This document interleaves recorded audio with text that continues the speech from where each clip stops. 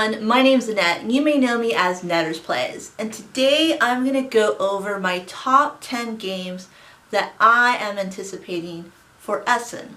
Now Essen is a huge board game convention in Germany and it is held once a year. During this convention a lot of games come out. In fact, this year there's over 1,000 games coming out that are brand new from this convention, and they're released out into the world, into the European market at least. Some of them I won't get to see them until later on in the year, but these are my 10 games that I'm highly anticipating out of 1,000. So I'm only going to cover 1% of the whole set of games coming out, so that's not very much. So I didn't go over all of those games, but based on my likings and the designers and the publishers and such, and I kind of fine-tuned it to what I think I would most be attracted to. So let me get started. One of the games I already have and I already managed to play, so I'm just going to make it an honorable mention. And that game is Clans of Caledonia. So Clans of Caledonia is a game all about economics. It has some area and control in the middle. So what you're trying to do is build farms and build settlements on this map. Everyone is. So there's always a fight for space on the main board.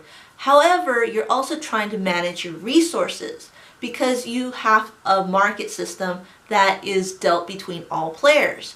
If players are buying a lot of something, then the price of that thing will go up. So it's a supply and demand market.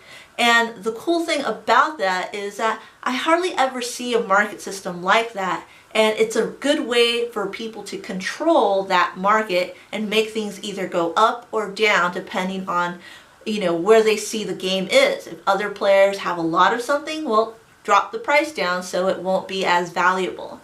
And that's what I really like about Clans of Caledonia, just figuring out how the economy of a game works. So the number 10 game out of Essen that I'm highly anticipating is Queen Domino. Now Queen Domino is a 2 to 4 player game and it's a standalone, but you can also expand it to last year's big hit, King Domino, and make it more available for more players. The cool thing about Queen Domino is that it plays exactly the same like King Domino. However, it kind of ramps up the strategy and the complexity. And that's what I really am looking forward to. My family loved it, and all my friends that don't necessarily play all these two games, whenever I introduced them to King Domino, they also loved it. So I'm really looking forward to playing Queen Domino because it's supposed to just make it a little bit harder.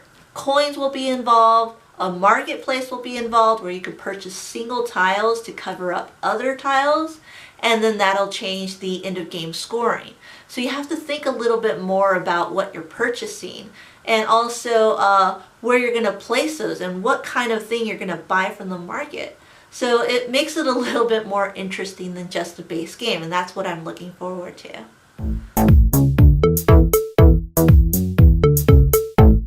So my number 9 game is Transatlantic. Now Transatlantic is a game coming out of Essen that is from famed designer Matt Gertz. Now Matt Gertz designed games like Navigador and Imperial and the famed Concordia. Now he hasn't designed a game in quite some time, so this is a new game that's coming out this year and I'm really looking forward to it. So his games usually involved these elaborate maps that are really well used and applied with the game mechanics. Now I'm a little confused because this game doesn't look like it will have a map, but I'm not too sure. At least I couldn't find a map in the component list. So I don't think there's a map in this game, but it is based off of cards, just like Concordia. You're going to be deck building, so everyone starts with the same 8 cards, and then what you're doing is you're trying to buy ships because you're a shipping company and you're trying to manage the transatlantic system. So the cool thing with that is that it's a very familiar mechanism. However, you're trying to figure out how to place and how to organize these ships and manage their stock. So it becomes more of an economic game, and it's really interesting. It's really appealed to me because of the fact that it's by a famed designer, and also it's a lot of card play, which I really like those type of games. So my number 8 game is Wendake. Now, Wendake is a Native American based strategy game with economics, resource management and such, and action selection. Now, usually when I hear a game about Native Americans or some culture, I'm a little wary about those type of games because I want to make sure that the game is actually representing them respectfully. And this game actually does, because it's during the time of the 7-Year War, and it doesn't actually look at the colonist viewpoint. It actually looks at it in the viewpoint or the perspective of the Native Americans back then. How were they living during that time? Well, they were basically doing their average daily chores, which were gathering and hunting and also trading. But also every now and then they meet up with these white colonists and something goes wrong, like plague or something. And so so that also takes into account into their actual life and their gameplay too on the board. So it's really interesting to see that kind of perspective played out on a game board. But one of the things I'm also really anticipating from this game is the way that the action selection board is played out. So every player is going to have this grid system, and there's going to be 9 tiles on them. And in order to do actions like trading or gathering or hunting or fishing or stuff like that, you have to pick the actions on those tiles. But you can only pick them either in a vertical array or in a horizontal array or even diagonal. And so once you pick those tiles, you do those actions, and then you flip them over, and then they won't become available. You'll slide them all down, the tiles become available, and you can upgrade. And it's just something that I haven't seen before, and I'm really interested in applying that new action selection system, because after playing so many games, it's just really refreshing to see something new and innovative in that kind of way. So that's why Wendake is on this list.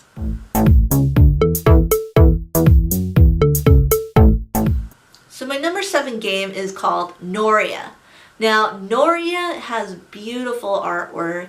It has an interesting theme. It's supposed to be in a steampunk kind of world, and it's this magical land up in the sky. However, it's ruled by this certain government, and you're trying to have representatives and such there. Really, the game is not theme-based. It's very mechanical.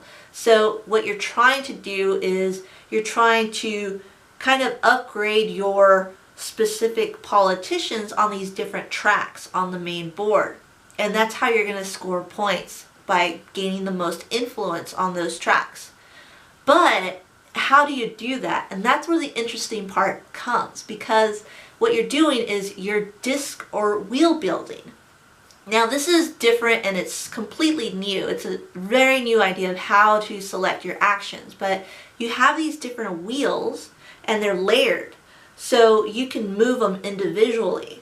And these different discs, you can put these tokens onto them, and those tokens will actually tell you what you can do on your turn. So if you align the disc and rotate them in certain ways so that these little tokens are aligned, then you can do several actions on one turn.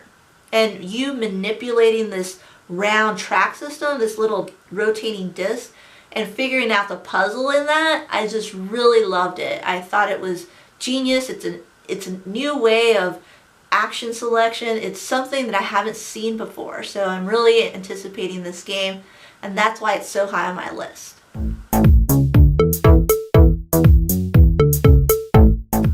So my number 6 game is Santa Maria. Now, Santa Maria is on this list because of the designers. These designers made some of my favorite games from last year, like Avenue and Capital Lux. I love those games. So the next thing that they came up with was Santa Maria. Now, Santa Maria is a medium weight game, meaning that it's not super heavy, it's not very strategic, where you're having to do a lot of math and a lot of involvement. Actually, you could play this game in about 45 minutes, it says. So it's supposed to be a little bit lighter and a quicker game. What you're doing is you're rolling dice and you're trying to acquire these different tiles, and these tiles will tell you whether you can go ahead and produce, or you can trade, or you can go up on a track. That's a religion track or the conquest track. And so the way that you roll these dice, and you're drafting these dice, and you're utilizing them, and you're applying them on this grid system, and you're playing these tiles, and you're doing these different actions on the board, doesn't seem too complex because it's only on a 4-page little rule book. So it seems something that you can easily explain to people, you can easily play and get involved with the game itself. It looks really beautiful. I like the artwork in it too. So I'm looking forward to something that's not too heavy, but something I can casually play with people too.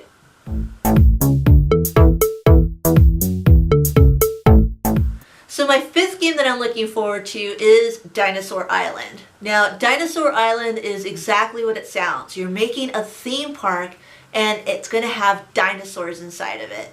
It's just like Jurassic Park, the board game.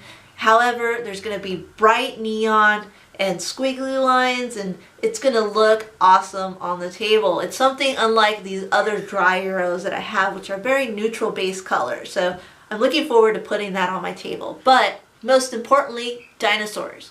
So the cool thing about this park or this game that you're building is that you're trying to manage these dinosaurs on your island, and you're trying to get tourists to come to your island. So you only have 4 phases in the game. This is where the strategy comes into play. This is where you're actually mechanically trying to figure out how to play this game. It's not all theme. That's what I really like. So you are trying to go through 4 phases in each round. The first round is you have to manage the DNA, figure out how to get a certain type of dinosaur. The second phase is where you're purchasing stuff in the market. So you have to purchase types of facilities or hire new people and such.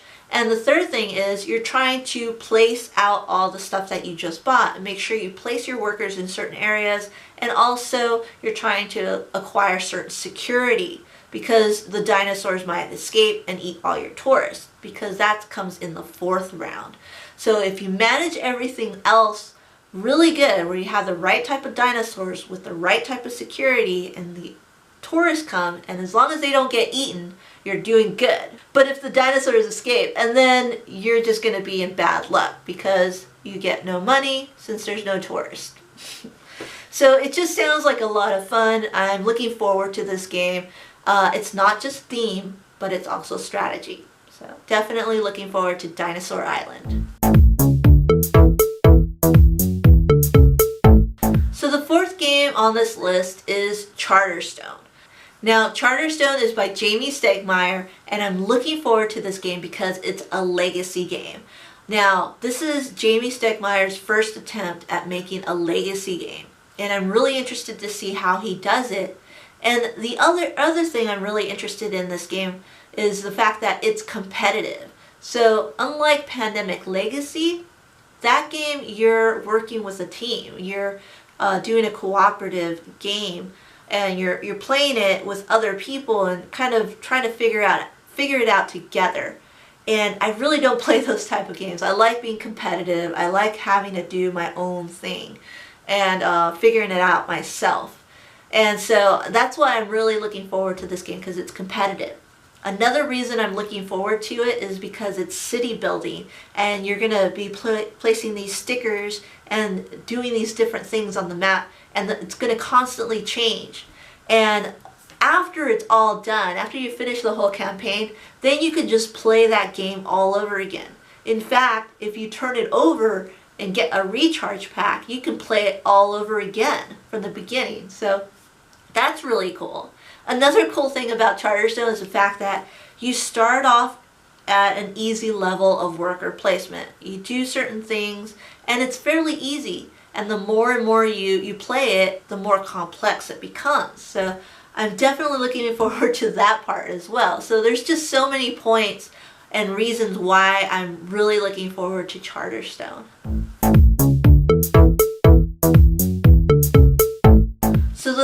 game on my list is Agra.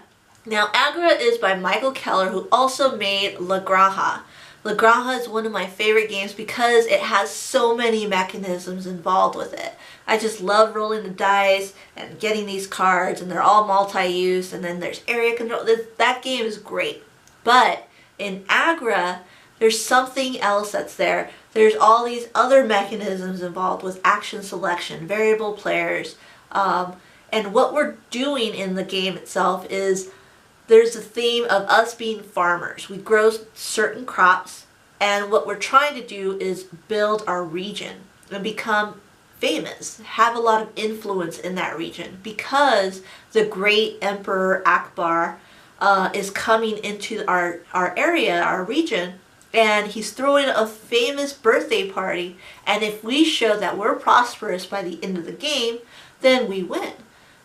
We win influence there, and he takes notice in us, I guess. But the cool thing with Agra is the fact that you have these different track systems, and this track system is angled. So you have this angled board, and it has this big background platform, and it looks a little gimmicky, but it fits in the theme. It's just something spectacular on the table. It's something I'm really looking forward to play. It also has like all these weird systems of meditation and this rondel type of thing going on in your own farm area, your player board. And it just looks like something that's so meaty. I tried going through the rule book, but it's so thick and heavy, I just would spend days in it because it's a lot to go over. It's a very heavy game from what I hear, so it's something that I'll have to digest eventually and try to figure out how to master that game eventually, just like Lisboa turned out to be. So that's why I'm really looking forward to Agra. I feel like it's that one big heavy game of the year that I'm really looking forward to diving into. So the second game I'm really looking forward to is called Altiplano. Now, Altiplano is a game about being a farmer, and you have alpacas on your farm. You're a freaking alpaca farmer. This is something I've always wanted in a game. So finally, the game is out there, and I have to have it. It's just something I'm really looking forward to. The other thing is that it's also by not just any designer, but it's a designer that I really enjoy. He made the game called Orleans. And Orleans is a game by bag building, where you're reaching into a bag and you have these workers or these tokens that you're pulling out, and those workers get to do certain things. And those actions are played onto a board. And so same thing is going on here, except you're a farmer. So instead of going into your bag and pulling out workers, you're actually pulling out resources, goods. You're using those goods in order to trade. And then you're going and doing different things on those spaces, on those locations. So you can trade stuff in for other stuff, you can sell them and get some money, you can buy some other stuff. It's all about managing your resources. It seems like a great game besides the theme itself, because the theme is just wonderful. But the game, there's an actual game behind it, and that's what I really like, because it's not a simple thematic kind of game of you being an alpaca farmer. It's a strategic game too, so I'm really looking forward to having my actual alpaca farm. The one thing I'm not looking forward to is selling my alpaca and trading it in as food. I'm not looking forward to that, but I'm gonna go get over it because I'm gonna have my own alpaca farm, and that's awesome. So definitely looking forward to Altiplano.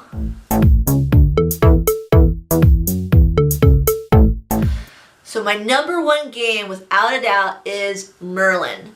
Merlin is by Stefan Feld. He's one of my favorite. He is actually my favorite board game designer. He's coming out with this one game, and I'm really looking forward to it because he's actually using a rondel. So he has the tendency of getting one mechanism and trying to figure out and how to interpret it and come up with something new. Now, he's applying the rondel mechanism in this game, and it's thematic too because it's placed during the time of the medieval period with the round table and the sword in the stone and the wizard Merlin. So you have these different knights that are moving around a circle, and you can move them only in one direction. Your own knight can go clockwise. And you also have this one figure on that table, which is Merlin. And every player can actually use that Merlin character. And you can move them not only clockwise, but also counterclockwise. So you can move them in different directions. Wherever that person lands, whether it be Merlin or the knight, you get to do an action. These actions are different, like hiring henchmen or doing these different actions on the board. And you get to manage it by rolling these dice. You roll these dice, and that's going to tell you how far you can go from one spot to another. Not only do you have the round table that you're moving around in a circle by rolling the dice, you also have your own player board, which is representing a castle that you live in.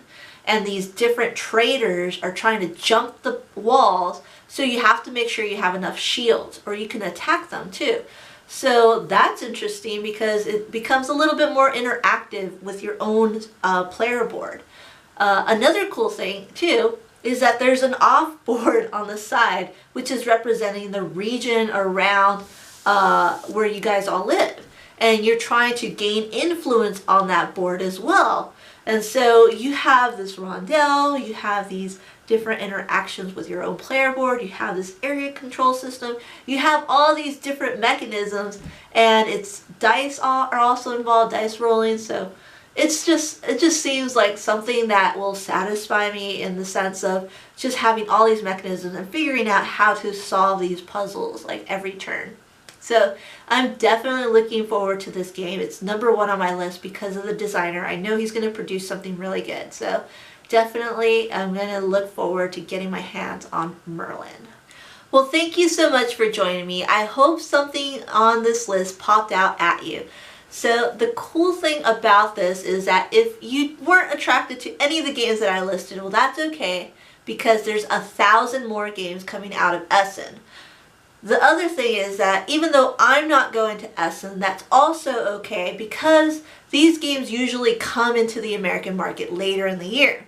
I also kickstarted and backed some of these games, so I'm going to get them also in the next couple of weeks or so. I'm going to BGG Con, so I pre-ordered a lot of games and I'll pick them up there. So I'm just so excited for this time of year because all these brand new games come up. All the hobbyists, all the gamers are just really excited during this time. And so why don't you share your excitement and tell me what you're interested in? What is a game that you're looking forward to and why? So thank you so much, and I'll see you next time. Bye!